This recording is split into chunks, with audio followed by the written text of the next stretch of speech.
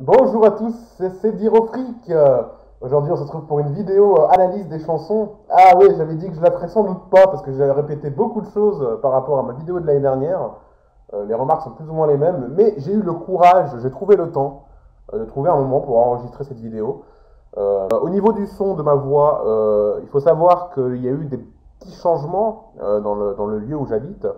Et donc, peut-être la sonorité n'est pas parfaite. C'est-à-dire qu'avant, voilà, il y avait beaucoup de meubles, là, il y en a beaucoup moins.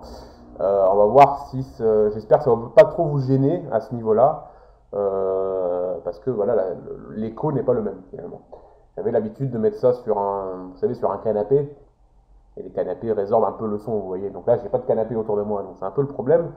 Mais on va essayer quand même malgré tout. Donc là, j'ai essayé de trouver une configuration. Bon, allez, soyons honnêtes, vous n'en avez rien à cirer. On va commencer l'analyse des chansons. Chansons, clips, comme vous voulez. Ça va être un peu freestyle. Ça va pas être aussi freestyle que l'année dernière où je criais des band. Cette année, ça va être un peu plus sobre, on va dire. Mais l'intention est plus ou moins la même. C'est parti. Alors, comme d'habitude, je coupe le son pour les chansons que je n'ai pas écoutées, mais je peux quand même faire des pronostics assez pertinents. Voilà. L'année dernière l'a prouvé hein, avec mon avis sur le Royaume-Uni, l'échec évident du Royaume-Uni, sans même avoir écouté la chanson, juste en se basant sur les avis des gens qui finalement se trompent souvent.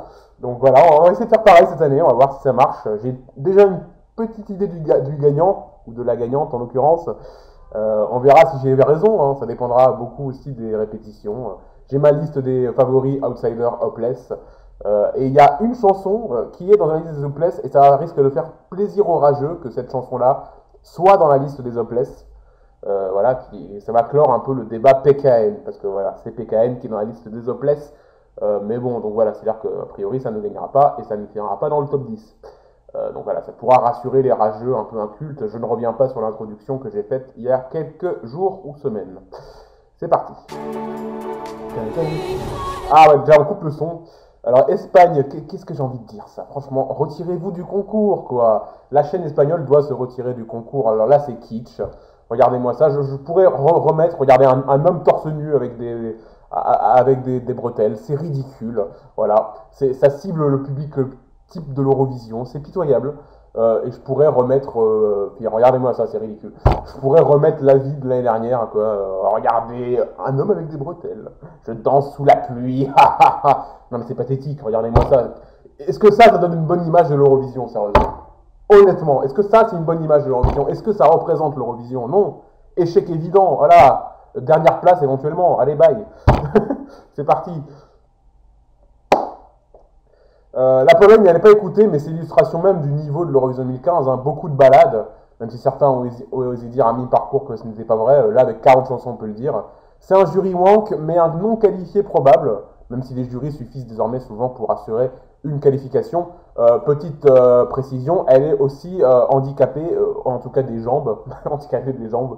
Et ouais, ça c'est quelque chose qu'on ne sait pas vraiment, qui n'a pas été bizarrement mis en avant par certains, et pourtant c'est le cas. Vous le verrez sans doute, vous ne le verrez pas à mon avis, à tous les coups elle va être assise sur une chaise, mais pas une chaise handicapée, vous voyez. C'est une balade ringarde, et logiquement elle ne devrait pas se qualifier au télévoting. Donc voilà. Ils ont fait des efforts quand même faire le clip, hein, sachant qu'elle est handicapée. Danemark, les Beatles 2.0, de la soupe pour filles prépubères sans intérêt. Voilà, c'est ridicule. Ils s'appellent anti-social media alors qu'ils font de la pop typique de ce qui marche sur les réseaux sociaux finalement. Tout ce qui est Beatles, c'est over the top. Finalement, les Beatles, c'était un peu le Facebook des années 60. Quoi. C'était la même merde. On retrouve les mêmes personnes incultes, les filles de 15 ans prépubères qui crient devant de la musique pauvre musicalement. C'est assez pitoyable. Quoi. Voilà. Donc voilà, échec. Estonie, même principe. Voilà, c'est un peu comme le Royaume-Uni de l'année dernière. Si la logique Eurovision est respectée, le Danemark et l'Estonie sont des non qualifiés évidents au télévoting. L'Estonie risque de passer au vote des jurys. Et c'est un outsider. C'est un outsider malheureusement, mais j'y crois moyen. Quoi. Je pense que ça va changer. Logiquement, ça devrait se qualifier sans trop de problème avec le 50-50. Hein, ne jamais sous-estimer les jurys ringards. Hein, voilà. Malte. L'une des gagnantes potentielles est de très loin. Voilà, félicitations. La nouvelle version est moins puissante. Mais voilà, le live est époustouflant. On ira peut-être à Takali l'année prochaine. Ouais, Takali, Takali, je précise, parce qu'en fait, ils ont organisé l'Eurovision Junior dans un hangar à bateau, mais techniquement, ils peuvent pas organiser l'Eurovision adulte dans un hangar à bateau, simplement à cause des colonnes sur le côté. Ce qui fait que le hangar à bateau de Marsa n'est pas adapté à l'Eurovision. Hein. Ça, c'est voilà. Ça, je dis ça parce que d'expérience, parce que je suis allé sur place à Malte pour l'Eurovision Junior 2014, mais surtout principalement pour le tourisme et l'absence de drapeau de fans de beauf. Voilà, c'est pour ça que je suis allé sur place à Malte et j'en tire une très bonne expérience. J'y suis allé 5-6 jours, 6 jours même.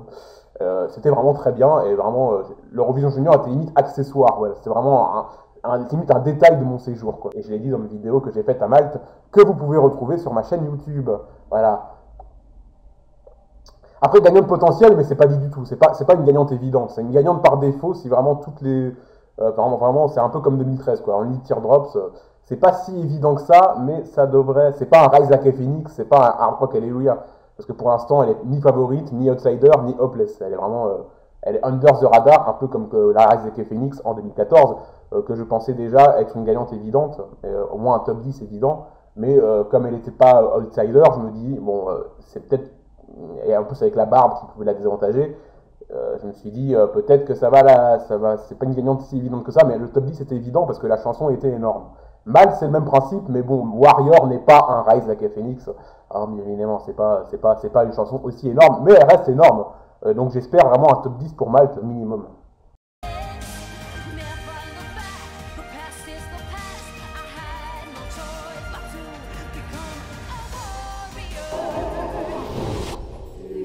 Alors ça c'est Ringard, c'est un peu Hongrie 2008, même type de chanson sans intérêt, dont la non-qualification ne surprendra personne à part les fans de chansons ringardes.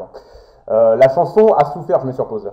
En fait, il y a des gens d'Israël qui disaient que c'était politique parce il y avait Gaza dans les paroles, alors qu'en fait dans les paroles il n'y a pas Gaza, c'était dans les écrans derrière, là, dans la finale nationale que vous voyez ici. Donc voilà, ça peut parler de n'importe quelle guerre, n'importe quel génocide, c'est pas ciblé Gaza, quoi. Donc voilà comment une information peut être détournée à des fins politiques et c'est lamentable. Sinon la chanson en elle-même, c'est une non qualifiée comme Hongrie 2008, c'est un peu le même style de musique finalement, mais avec cette pseudo-polémique ça pourrait changer la donne, même si je n'y crois vraiment pas. Je pense que Wars for Nothing ne devrait pas avoir trop de mal à ne pas se qualifier en finale, sauf vraiment très très grosse surprise. Et je n'ai pas écouté la chanson, mais bon je sais que c'est une balle ringarde, hein, donc...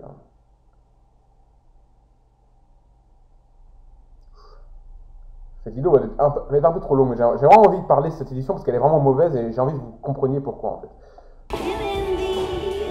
Dominique, here for you.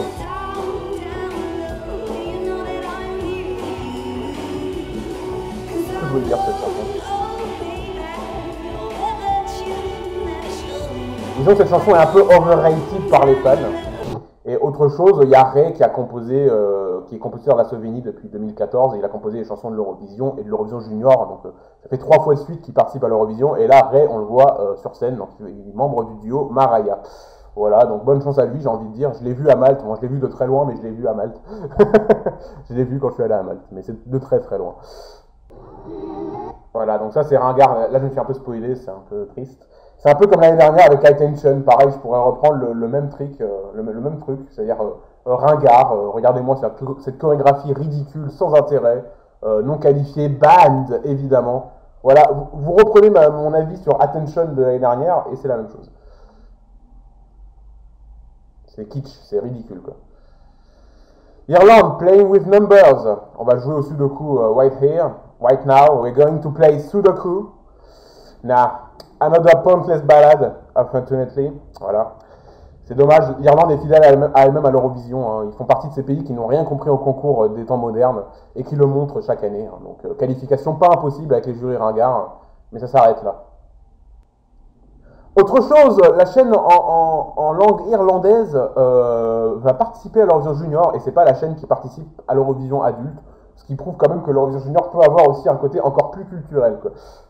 C'est pas surprenant, c'est vraiment welcome to Junior Eurovision et on leur souhaite bonne chance évidemment. Italie avec Sognu. Ah non, Grande Amore, pardon. C'est drôle parce qu'ils ont gagné l'Eurovision Junior 2014 avec Tu primo grande amore, traduction ton premier grande amore, donc voilà.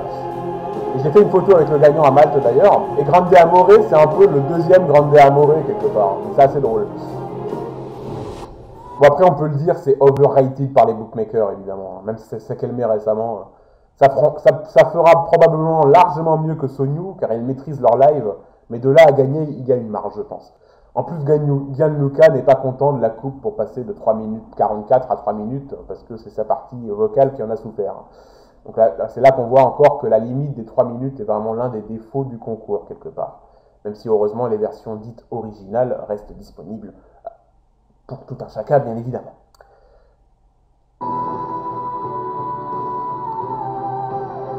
I'm begging you take me. Je vous invite à voir la parodie de cette chanson qui s'appelle One Less Bread. One Less Bread avec des paroles profondes, franchement, parce que c'est en gros c'est l'histoire d'une personne, d'une femme qui perd son mari et du coup elle a un pain en moins, One Less Bread. Voilà, je vous invite à voir la parodie, je mettrai le lien là à côté là. Très très très forte et du coup elle fait de la viande de poulet, mais comme il est parti, il y a un pain en moins, vous voyez. C'est très profond, quoi. C'est mieux que la version originale. D'ailleurs, certains diront que One Last Breath, ça veut dire qu'elle a un souffle et il ne lui reste qu'un seul souffle. Du coup, le souffle il dure 3 minutes, vous voyez. Donc c'est pas crédible. Voilà. C'est-à-dire qu'elle a un souffle suffisamment fort pour durer 3 minutes, vous voyez. C'est assez drôle.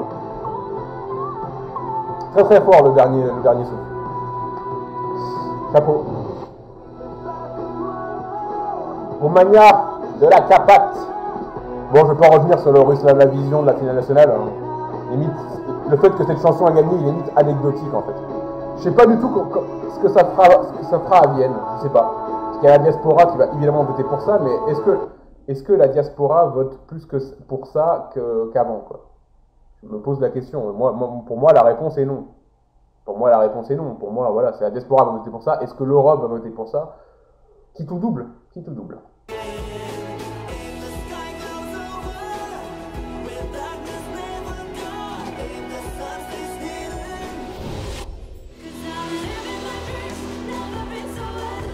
La Suisse, Mélanie René, Time to Shine. Franchement, Mélanie René, on dirait un nom de drag queen, sérieusement. Mélanie René. Non, mais sinon, très bonne chanson, évidemment. Qualifiée en finale, hein, évidemment, c'est ce qu'on attend à l'Eurovision. C'est peut-être le Wild Soul de cette année, je sais pas, mais en tout cas, elle mérite d'être qualifiée en finale. Alors ça, c'est Andreas... Ah, pardon, c'est pas Andreas Kummert. Non, c'est Anne-Sophie. Ouais, parce qu'il faut savoir qu'Andreas Kummert a gagné sa finale nationale avec 80% des votes, mais il a laissé la place à Anne-Sophie, avec une chanson pas terrible, il faut le dire. C'est dommage parce que Heart of Stone était vraiment magnifique, quoi. Quand j'ai regardé la finale nationale en direct, je me suis dit, ah, enfin une bonne chanson dans cette édition pourrie. Et en fait, non, il a laissé la place. Mais la saison 2015 de l'Eurovision est exceptionnelle, mais le concours en lui-même est pourri. C'est vraiment, la saison 2015, c'est la meilleure de tous les temps. Elle dépasse même la saison 2012, à mon avis. Parce qu'à la saison 2012, il y avait Jelko Zoksimovic et son concert avec plusieurs chansons. La finale nationale géorgienne, qui reste la meilleure finale nationale de tous les temps, avec du rock, de la pop à la Dima Bilan, c'était magnifique, quoi. La finale géorgienne 2012, elle reste exceptionnelle, c'est vraiment diversifié, c'est ce que j'attends de l'Eurovision, moi. Donc voilà, musicalement, c'est impressionnant, c'est du rock, du hard rock, c'est ce qu'on attend des vrais artistes sur scène qui font de la musique. Voilà, concours de chansons, voilà. Le Royaume-Uni, bon, ils n'ont rien compris à l'Eurovision, hein, c'est lamentable. C'est triste, hein, même. C'est affligeant, ils n'ont rien compris, ils devraient se retirer du concours ou être remplacés par l'Australie de manière définitive. Hein. Franchement, c'est chaud, quoi. Excusez-moi, hein, c'est une image, c'est lamentable. C'est pas kitsch l'Eurovision, quoi, c'est triste. Il y a des pays qui prennent pas le concours au sérieux et qui envoient de la merde.